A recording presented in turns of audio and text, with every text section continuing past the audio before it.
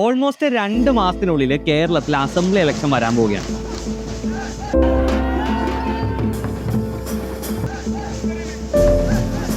പക്ഷേ ഇതൊരു സാധാരണ ഇലക്ഷൻ അല്ല.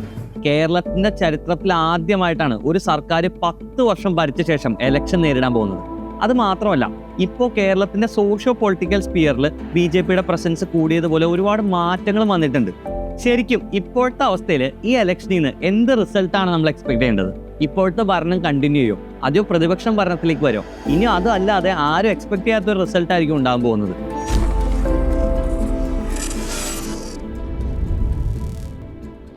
എവിടെ ഇലക്ഷൻ നടന്നാലും അവിടെ ഏറ്റവും കൂടുതൽ ചർച്ചയാവുന്നത് ഭരിച്ചുകൊണ്ടിരിക്കുന്ന ഗവൺമെന്റിന്റെ പെർഫോമൻസ് ആണ്. ഇപ്പോൾ LDF ഗവൺമെന്റിന്റെ കേസ് നോക്കിയാൽ കേരളത്തിനെ അതിദാരിദ്ര്യം ഉൾപ്പാക്കിയതും കേരളത്തിലെ ക്ഷേമ പെൻഷന്റെ എമൗണ്ട് വർദ്ധിപ്പിച്ചതും സർക്കാർ സ്കൂളുകളുടെ ഇൻഫ്രാസ്ട്രക്ചർ ബെറ്റർ ആക്കിയതൊക്കെ പോസിറ്റീവ് ഇംപ്രഷൻ ക്രിയേറ്റ് ചെയ്ത നടപടികളാണ്.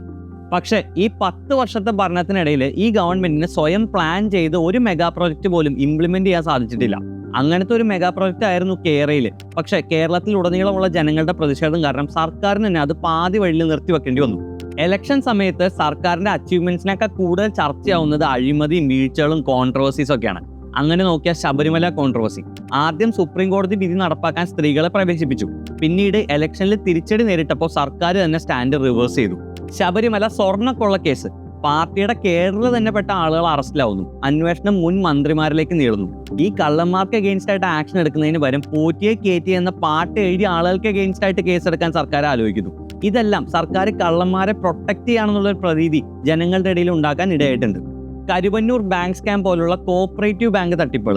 തൃശ്ശൂരിലെ സുരേഷ് ഗോപി ജയിച്ച സമയത്ത് ഇലക്ഷൻ ക്യാമ്പയിനിൽ ഒരു പ്രധാന വിഷയമായിട്ട് ഉപയോഗിച്ചത് ഈ സ്കാമായിരുന്നു. മാത്രമല്ല, ഈ 10 വർഷത്തിനുള്ളിൽ മുഖ്യമന്ത്രിക്കും മുഖ്യമന്ത്രിയുടെ മകൾക്കും എതിരെ പോലും അഴിമതി ആരോപണങ്ങൾ വന്നു. ആദ്യം ഗോൾഡ് സ്മഗ്ലിംഗ് കേസ്, പിന്നീട് മുഖ്യമന്ത്രിയുടെ മകളുടെ എക്സാലോജി കമ്പനിയും CMRL കമ്പനിയും തമ്മിൽ സൈൻ ചെയ്ത ഡീലും അതുമായിട്ട് ബന്ധപ്പെട്ട അഴിമതി ആരോപണവും. ഈ കേസെല്ലാം ഇപ്പോഴും കേന്ദ്ര ഏജൻസികളുടെ അന്വേഷണത്തിലാണ്. ഈ 10 വർഷത്തിന്റെ ഇടയിൽ മൾട്ടിപ്പിൾ മന്ത്രിമാർക്ക് രാജിവെക്കേണ്ടി വന്നു.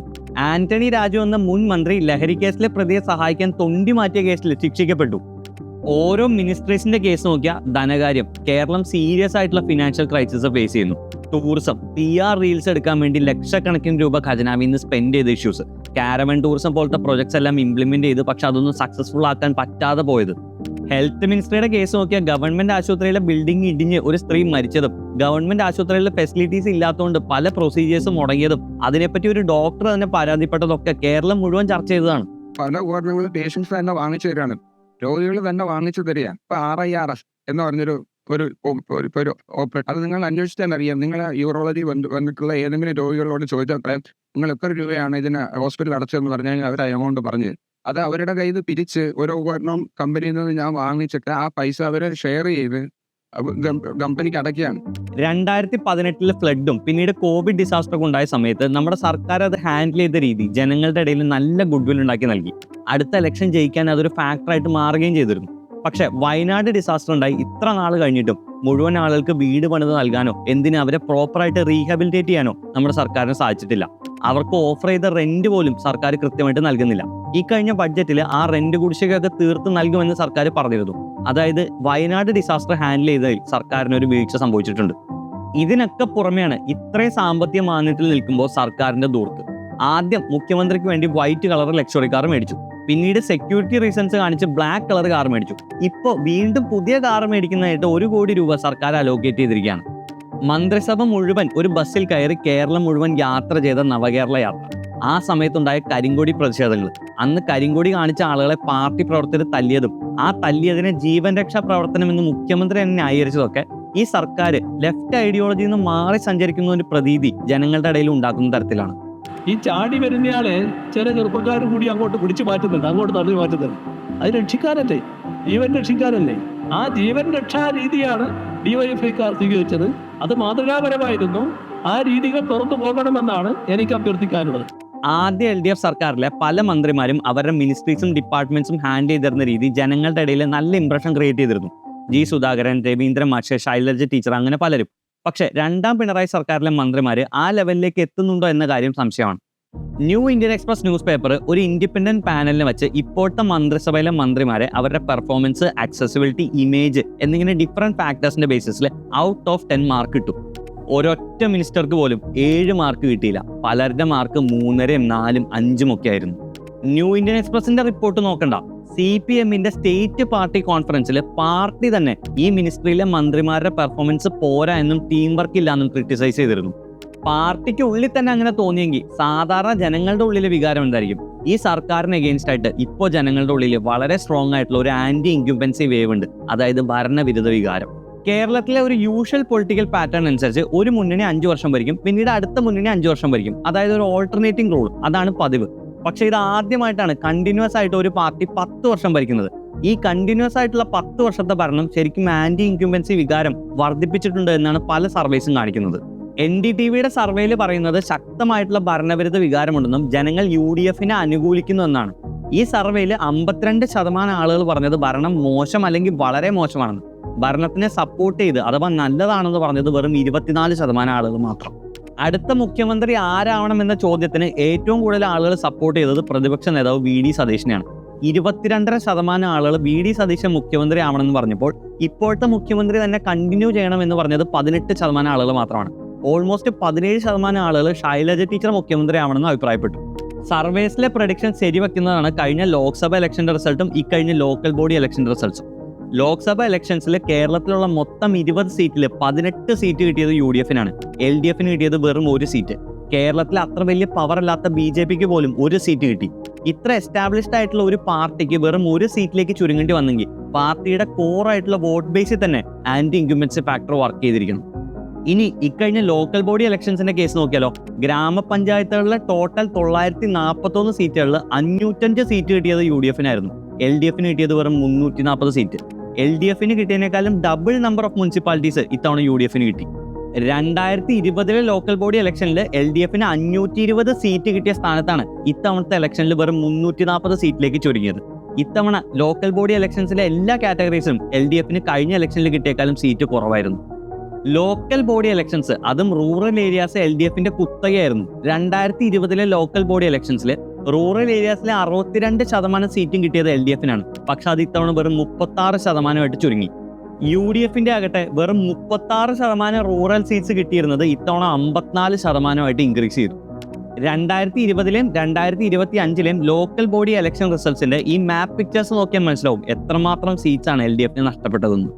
LDF-ന്റെ കോട്ടകളായിരുന്ന പല റീജിയൻസിലും ഇത്തവണ UDF-ന് വൻ മാർജിനിൽ ജയിക്കാൻ സാധിച്ചു. അതിന്റെ കാരണമായിട്ട് പല പൊളിറ്റിക്കൽ അനലിസ്റ്റുകളും ചൂണ്ടിക്കാണിക്കുന്നത് നമ്മൾ നേരത്തെ ഡിസ്കസ് ചെയ്ത ഭരണവിരുദ്ധ വികാരമാണ്. അതിന്റെ ബെനിഫിറ്റ് ഏറ്റവും കൂടുതൽ കിട്ടിയത് മെയിൻ ഒപ്പോസിഷൻ പാർട്ടി ആയിട്ടുള്ള കോൺഗ്രസിന്. ഈ വരാൻ പോകുന്ന ഇലക്ഷനെ വ്യത്യസ്തമാക്കുന്ന മറ്റൊരു ഫാക്ടർ കേരളത്തിൽ ഇൻക്രീസ് ചെയ്യുന്ന BJP-യുടെ പ്രസൻസ് ആണ്. शुरुआत एक शहर से हुई है और इसलिए मैं कहता हूं अब केरला भारतीय जनता पार्टी पर अभूतपूर्व विश्वास करके हमारे साथ जुड़ चुका है. കുറച്ച് നാളുകൾക്ക് മുമ്പ് വരെ കേരളത്തിലെ ചാനൽ ചർച്ചകളിൽ 2 മുന്നണികളുടെ റെപ്രസെന്റേറ്റീവ്സ് മാത്രമേ പങ്കെടുക്കാറുള്ളൂ, LDF-ന്റെയും UDF-ന്റെയും. പക്ഷേ ഇപ്പോൾ ചാനൽ ചർച്ചകളിൽ NDA അഥവാ BJP-യുടെ റെപ്രസെന്റേറ്റീവ്സും പങ്കെടുക്കുന്നു. മാത്രമല്ല കേരളത്തിൽ എന്ത് പൊളിറ്റിക്കൽ ഇൻസിഡന്റ് നടന്നാലും ഇപ്പോൾ മീഡിയ ഹൗസുകൾ BJP ലീഡേഴ്സിന്റെ ബൈറ്റും എടുക്കുന്നു. ഒരു MLA പോലും ഇല്ലാത്ത BJP എന്ന പാർട്ടിയുടെ കേരളത്തിലെ ഹെഡ് മാറുന്നതും പാർട്ടിയുടെ ഉള്ളിലെ പ്രശ്നങ്ങളൊക്കെ ഇപ്പോൾ മെയിൻ സ്ട്രീം പൊളിറ്റിക്കൽ ചർച്ചയായിട്ട് മാറുകയാണ്. BJP പല സ്ഥലങ്ങളിലും പ്രസൻസ് ഇൻക്രീസ് ചെയ്യുന്നതെന്ന് മാത്രമല്ല, കഴിഞ്ഞ ലോക്കൽ ബോഡി ഇലക്ഷനിൽ ട്രിവാൻഡ്രം കോർപ്പറേഷൻ ജയിക്കാൻ സാധിച്ചതും ആദ്യമായിട്ടൊരു BJP മേയർ വന്നതിനെ പ്രൈം മിനിസ്റ്റർ തന്നെ അപ്രീഷിയേറ്റ് ചെയ്തൊക്കെ നാഷണൽ ലെവൽ ന്യൂസ് ആയിരുന്നു. ഇതുവഴി BJP കേരളത്തിലെ ഒരു പവറായിട്ട് മാറുകയാണെന്നുള്ള പ്രതീതി ഉണ്ടാക്കാൻ അവർക്ക് കഴിയുന്നുണ്ട്. കഴിഞ്ഞ ലോക്സഭ ഇലക്ഷൻസിൽ BJP-ക്ക് കിട്ടിയ വോട്ട് ഷെയറിന്റെ ബേസിസിൽ ഇനി വരാൻ പോകുന്ന അസംബ്ലി ഇലക്ഷൻസിൽ 10 മുതൽ 15 സീറ്റിൽ വരെ സീരിയസ് കോമ്പറ്റീറ്റർ ആകാൻ സാധിക്കുമെന്നാണ് BJP പ്രതീക്ഷിക്കുന്നത്. ഈ അഡ്വാൻറ്റേജ് ലെവറേജ് ചെയ്യാൻ വേണ്ടി അവർ community and caste based outreach programmes നടത്തുന്നു. ക്രിസ്ത്യൻ കമ്മ്യൂണിറ്റിയെ BJP-യിലേക്ക് അട്രാക്ട് ചെയ്യാൻ വേണ്ടി നടത്തിയ ഹോം വിസിറ്റുകളും ഈസ്റ്റർ ഡേ പ്രോഗ്രാംസും മുനമ്പം വഖഫ് ഇഷ്യൂവിന്റെ സമയത്ത് BJP എടുത്ത സ്റ്റാൻഡൊക്കെ ഈ ഔട്ട്റീച്ചിന്റെ ഭാഗമാണ്. അതുകൂടാതെ എലക്ഷൻസ് വരുന്ന സമയത്ത് എലക്ഷൻസിന്റെ അഡ്വാൻറ്റേജിന് വേണ്ടി പത്മ അവാർഡ്സ് യൂസ് ചെയ്യുന്ന BJP-യുടെ സ്ട്രാറ്റജി. ഫോർ എക്സാമ്പിൾ ബീഹാർ ഇലക്ഷന്റെ സമയത്ത് കർപ്പൂരി ഠാക്കൂറിന് ഭാരതരത്ന നൽകിയതും ഇപ്പോൾ ഈഴവ കമ്മ്യൂണിറ്റി ലീഡറായിട്ടുള്ള വെള്ളാപ്പള്ളി നടേശന് പത്മഭൂഷൺ നൽകിയതൊക്കെ BJP-യുടെ ഈ ഒരു സ്ട്രാറ്റജിയുടെ ഭാഗമായിരിക്കാം. മാത്രമല്ല 2020 പോലത്തെ പൊളിറ്റിക്കൽ പാർട്ടിയായിട്ട് അലയൻസ് ഫോം ചെയ്യാനും അവരെ NDA-യിലേക്ക് എത്തിക്കാൻ സാധിച്ചതൊക്കെ ഇപ്പോൾ BJP-യുടെ കേരളത്തിലുള്ള സ്വാധീനം വർദ്ധിപ്പിച്ചിരിക്കുകയാണ്.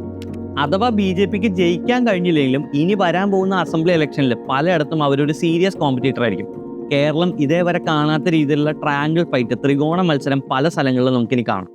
BJPയുടെ വരവല്ലാതെ കേരളത്തിലെ പൊളിറ്റിക്കൽ സ്പിയറിൽ വന്ന വേറൊരു മാറ്റം, കേരളത്തിലെ ഏതൊരു സർക്കാർ അധികാരത്തിൽ വന്നാലും അതിൻ്റെ ഒരു കറക്റ്റീവ് ഫോഴ്സ് ആയിട്ടാണ് ഭരണം കിട്ടിയ പാർട്ടി പ്രവർത്തിക്കാറ്.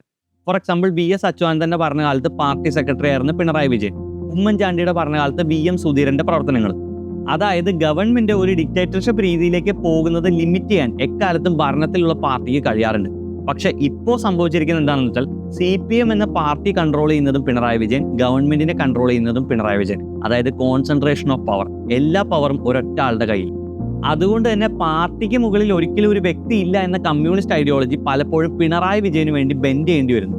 കണ്ണൂരിൻ ചെന്ന് താരകമല്ലോ എന്ന് P ജയരാജനെ പറ്റി പാട്ട് വന്നപ്പോൾ അത് പാർട്ടി ക്രിട്ടിസൈസ് ചെയ്തു. പക്ഷെ പിണറായി വിജയനെ പറ്റി കാരണബോധൻ എന്ന തിരുവാതിര പാട്ട് വന്നപ്പോൾ അതിനെ ക്രിട്ടിസൈസ് ചെയ്യാൻ പാർട്ടിക്ക് പറ്റാതെ പോയതും ഇതേ കാരണം കൊണ്ടാണ്. ഗവൺമെന്റിന്റെ തെറ്റുകൾ ചൂണ്ടിക്കാണിക്കാനോ അത് തിരുത്താനോ പാർട്ടിക്കുള്ളിലെ ആളുകൾക്ക് പോലും പറ്റാത്ത അവസ്ഥ. ഇതിന് പുറമെയാണ് CMന്റെ കടക്ക് പുറത്ത് എന്ന് മാധ്യമങ്ങളോട് പറഞ്ഞ നടപടിയും, മൈക്ക് ഓഫായപ്പോൾ മൈക്ക് ഓപ്പറേറ്റർക്ക് എഗെയിൻസ്റ്റ് ആയിട്ട് കേസ് എടുക്കാൻ പോയ ഇൻസിഡന്റും, മുഖ്യമന്ത്രി പങ്കെടുക്കുന്ന പരിപാടിയിൽ ബ്ലാക്ക് ഡ്രസ് ഇട്ട് വരരുതെന്ന് പറഞ്ഞ ഇൻസിഡന്റും ഒക്കെ. ഇതെല്ലാം സാധാരണ ജനങ്ങളുടെ ഇടയിൽ ഈ സർക്കാർ എമ്പതി ഇല്ലാതെ ബിഹേവ് ചെയ്യുന്നു എന്നൊരു പ്രതീതി ഉണ്ടാക്കിയെടുത്തിട്ടുണ്ട്. പക്ഷെ ഇതിനെ മറികടക്കാൻ നേരത്തെ പറഞ്ഞ പവർ കോൺസെൻട്രേഷൻ ലിമിറ്റേഷൻ കാരണം പാർട്ടിക്കൊട്ട് പറ്റുന്നില്ല. പൊതുവെ നമ്മുടെ കേരളത്തിന്റെ ഒരു പൊളിറ്റിക്കൽ ഫ്രെയിംവർക്ക് ബാക്കി സംസ്ഥാനങ്ങളെ അപേക്ഷിച്ച് സെക്യുലർ ആണ്. പക്ഷെ ഇവിടെ പോലും ഇപ്പോൾ ഒരു പൊളിറ്റിക്കൽ കമന്റ് പറഞ്ഞാൽ ഒരാളെ സംഘി എന്നോ ക്രിസംഗി എന്നോ സുഡാപ്പി എന്നോ ഒക്കെ ചാപ്പ് കുത്തി ഒഴിവാക്കി വിടുന്ന ഒരു രീതിയാണ്. അതായത് പൊളിറ്റിക്കലി എഗെയിൻസ്റ്റ് ആയിട്ടുള്ള ഒരു കമന്റ് പറഞ്ഞാൽ അയാളെ കമ്മ്യൂണലായിട്ട് ചിത്രീകരിച്ച് ആ കമന്റിന് ഒരു വാല്യൂ നൽകാതെ ഒഴിവാക്കി വിടുക. കേരളത്തിന്റെ പൊളിറ്റിക്കൽ DNA വ്യത്യസ്തമായി ആളുകളെ കമ്മ്യൂണലൈസ് ചെയ്ത് സ്പ്ലിറ്റ് ചെയ്ത് വോട്ട് ബാങ്ക്സ് ക്രിയേറ്റ് ചെയ്ത് അതിൽ നിന്ന് ബെനിഫിറ്റ് ചെയ്യാനാണ് ഇപ്പോൾ പാർട്ടികൾ ശ്രമിക്കുന്നത്.